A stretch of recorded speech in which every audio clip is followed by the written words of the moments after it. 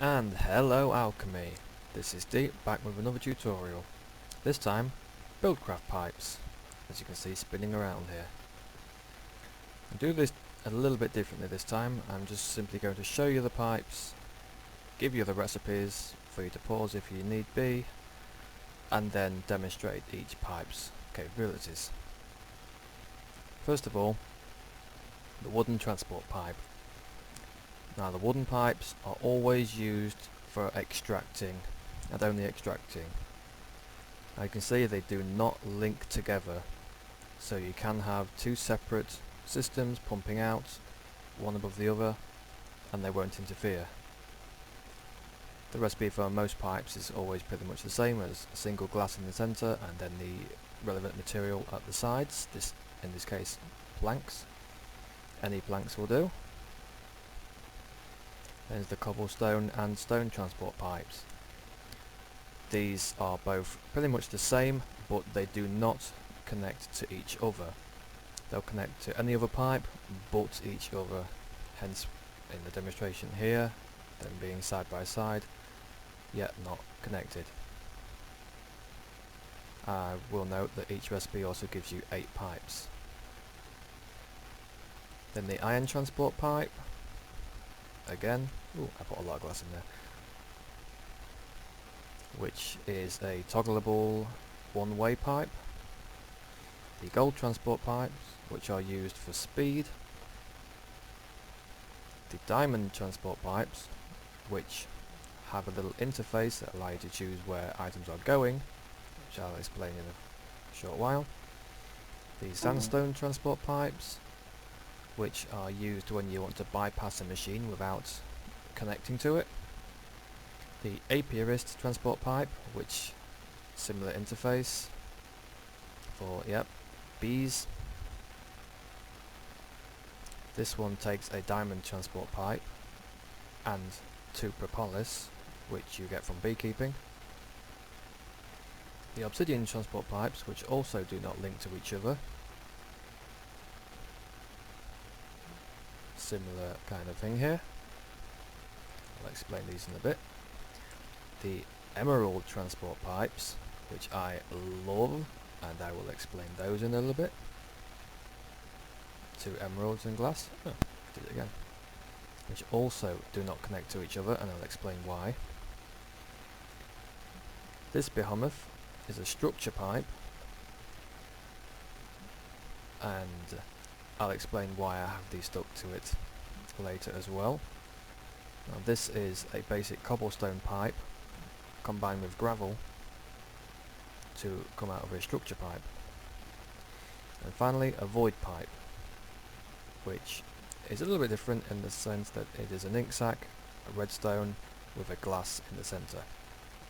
Again, you get 8. Now to explain what all these pipes do. I've got a little setup here showing you that I do indeed need a wooden pipe. But when I put this cobblestone in this chest, you see it is gradually pulled out by the redstone engine. No wooden pipe, exact same setup, excuse me.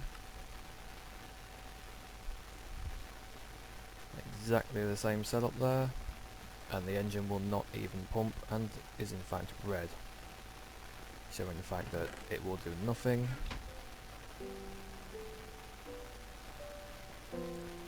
Next, I have a little setup here to show you the in greater depth that stone pipes and the cobblestone pipes do the exact same thing, but the items do not travel between them.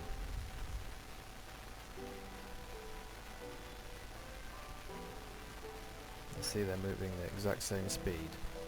I bring attention to this because it used to be that stone pipes were slightly faster than cobblestone pipes, but that doesn't seem to be the case anymore. Moving on.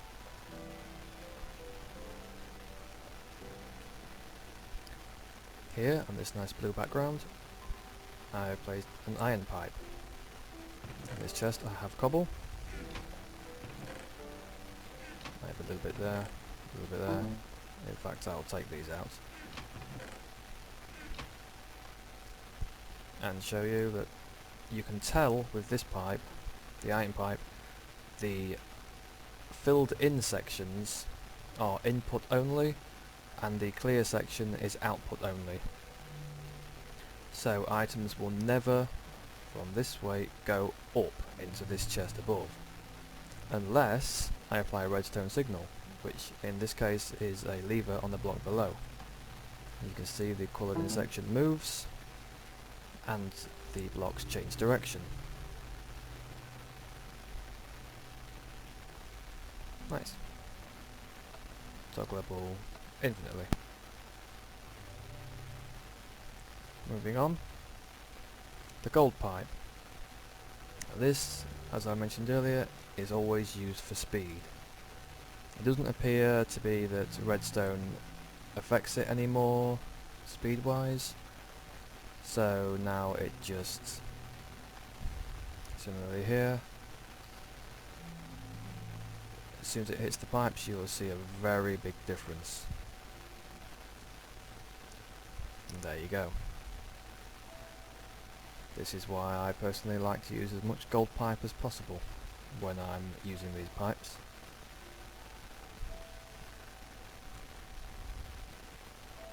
Next pipe I'm going to show you is the diamond pipe. Now this one's a little bit different, as this is the first pipe that has an interface. Right clicking on it, you'll see I have in the black lane a jungle sapling, in the white/grey lane a spruce, and in the yellow lane a birch. These correspond to this white going up to the top chest, this yellow going to the right chest, and this black going to the bottom chest. Now I have the spruce, birch and jungle in here, but I also have redwood. And I'm going to pump these to show you that they do in fact go down the correct lanes. I'll also mention if you added 2 more pipes to the front and rear, you would have 2 more colours to put on the lane. You can see the first 2 went up to the top as they should have. The next 2 go straight across through the yellow lane. The next 2 will go into the black. But the last 2, which I did not assign a lane to, this is very important, as you'll see what happens when something that shouldn't be there goes through. Spilled out straight onto the floor. I'll go pick that up. Now if I were to take one of these saplings and say I want this to also go into the white lane, it doesn't take the item, it just puts an imprint there. So if I were to put these in here now, the next time they're drawn out they will go up the white lane. There you go. Moving on. The sandstone pipe. Now say you want all this cobblestone to cook and you want it to go into your furnaces, but for some reason you do not want it to go into this furnace. Say you're cooking some meat or something in this. You have a system set up that means that this is used for something else. The cobblestone will go along, and due to the sandstone pipe it will not go into this machine. You see it bypass the first machine as well. That's because it's kind of a coin toss with a pipe which direction items go down it, unless it is, for instance, a diamond pipe or an iron pipe. But at no point will it go into this machine. This one is out of my comfort zone because I do not deal with bees. I will be giving a link in the post on the forum which will explain this a lot better than I can, but it is basically a diamond pipe for bees. For instance, here I have it so that the black lane is set to only deal with purebred bees, the white with any bees, and the yellow for absolutely anything. 0 and 1, as far as I understand it, is what pairings I would like sent down.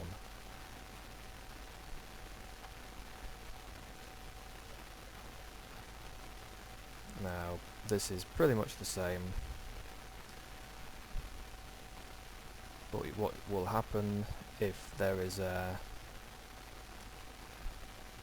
too many bees go down into one place is similar to what happens on the diamond pipe when something that shouldn't be there goes through. Straight out. So be very careful of that. That's because this apiary can only accept one princess, and due to this pipe trying to pump a second princess in, it threw the princess on the floor.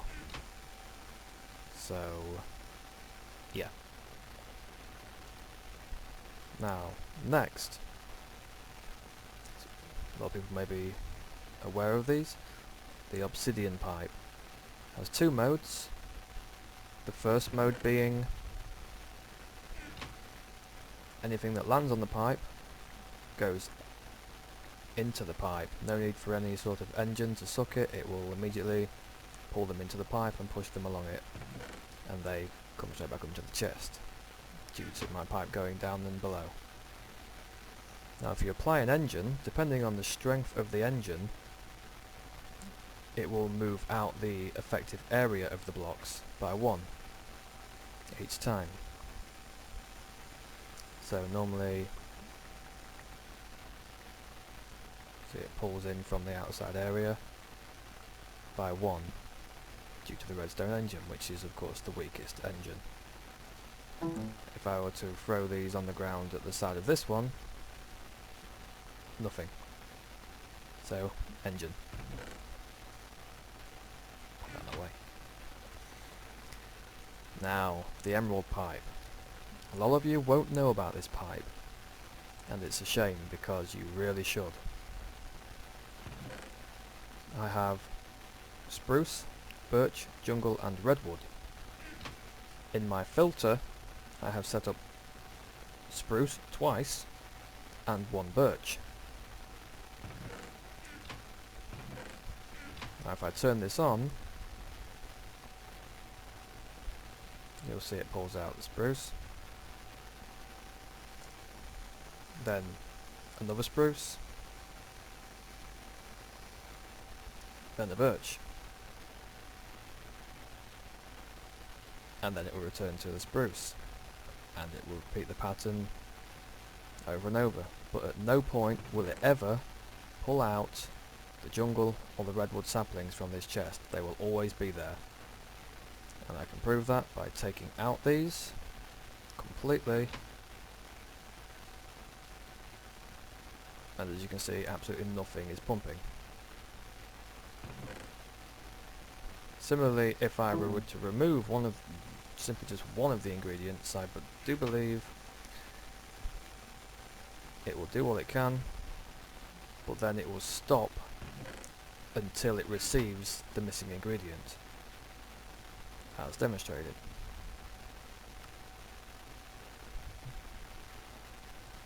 This is a upgrade to the wooden pipe, so this can also be used in place, as demonstrated here, of a wooden pipe.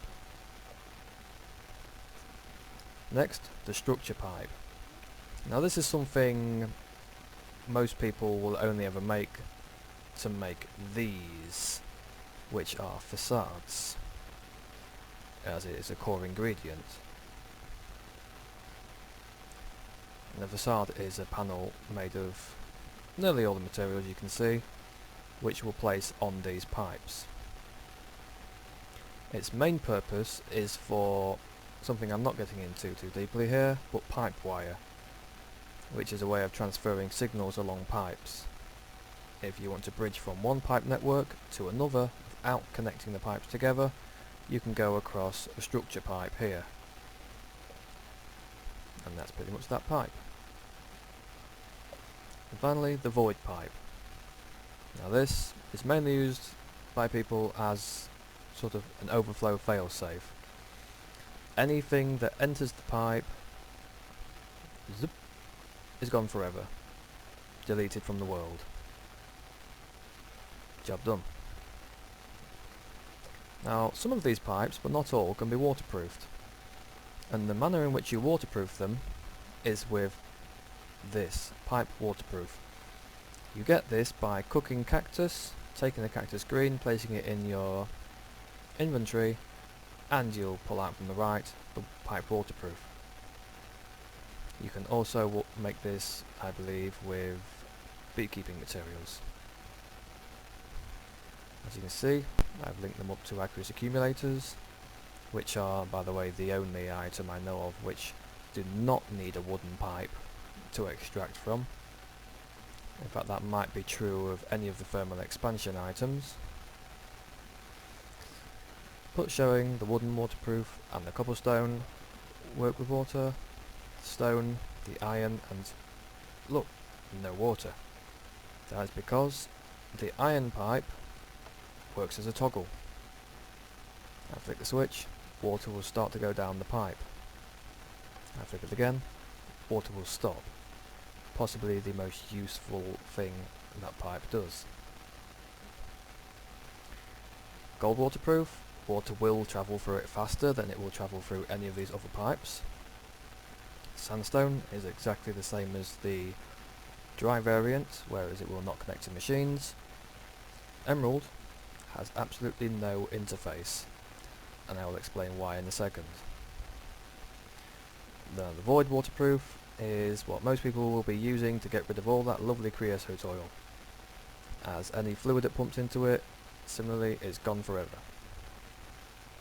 Now, I was at first confused about this emerald waterproof pipe. Thinking, why is it here? It has no interface, why? I went on YouTube and found, thanks to a lovely fellow called Segsapuk100, I hope I said that right. He had a little demonstration, which I've replicated here. I will also link the video in my post. As you can see here, I've got a wooden pipe and an emerald pipe. And you will see the difference when I turn this on. When my apparently not infinite coal runs out. Sorry about that.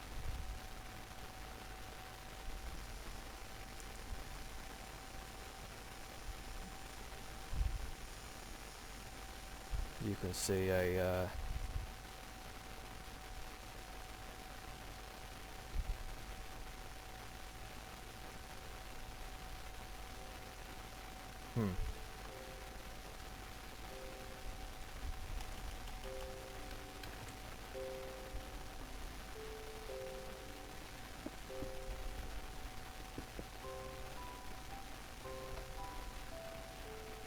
that was rather odd.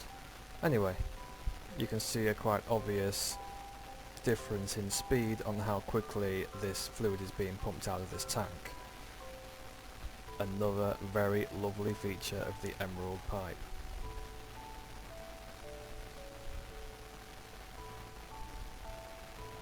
And lastly, the conductive pipes, which is the way you transfer MJ power.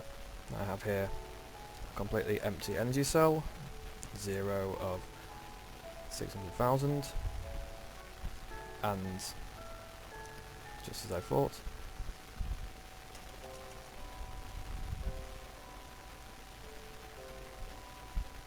a steam engine here. As you see, the wooden pipe again is required to transfer the energy from the engine into the pipe network. The stone pipe is the basic transport pipe, but the gold pipe, differently, actually extends how far the electricity will travel. As you can see, it's filling the energy cell up. And that's my tutorial. Thanks for watching, and I hope this was helpful. Just another quick demonstration here of my lovely emerald pipe.